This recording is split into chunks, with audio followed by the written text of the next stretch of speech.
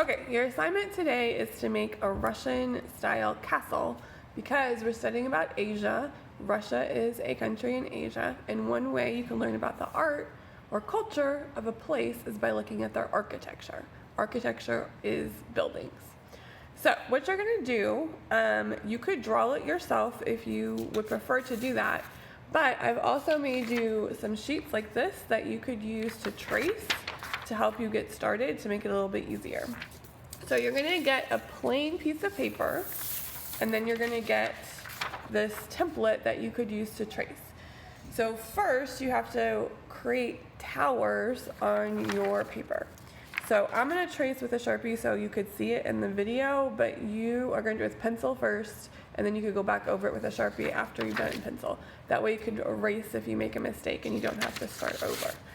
So I'm gonna pick out a tower I like. I like this one. So I'm going to line that up at the bottom of my paper. Since my paper is a little bit short, I'm gonna kind of push it up a little bit so I have enough room above the tower to put a top on it later. So now that I have my tower where I want it, I'm just gonna slowly go over all the lines with my pencil.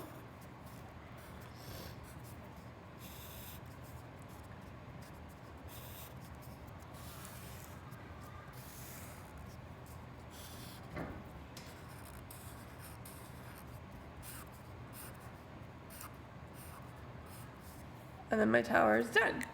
Then I'm gonna flip my worksheet over to the back and look for a top that I like. I'm gonna put that back underneath my paper and then just line it up with the top that I wanna use. So I think I wanna use this one, and you could see how it shows through the paper from underneath. So then I just go back on top of it, trace the design I want, and then voila, I have another tower. So after you want to do at least 4 or 5 towers, and you could use some short ones like this, and then put taller ones behind them so they overlap. And then after you have all your towers done, you want to go back in and add details like doors. You could add windows, you could put bridges, you could do stuff in the sky, you could do trees, you could do clouds, you could do rainbows, whatever you want. After you get it all done in pencil, then you'll take your Sharpie and slowly trace over all of your pencil lines so that everything's nice and bold and black, and then you could color it in with markers.